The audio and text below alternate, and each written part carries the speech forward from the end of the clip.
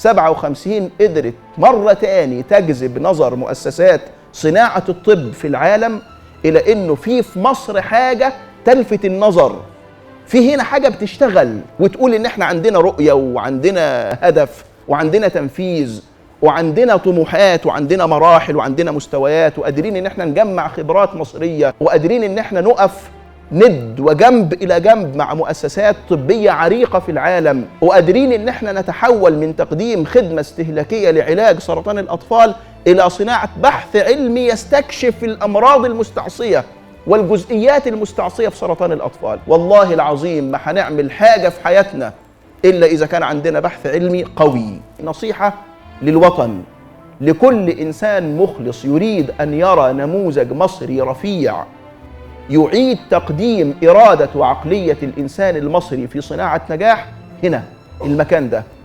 57 كلمة تتحول لقيمة، تبقى مؤسسة تصنع حضارة.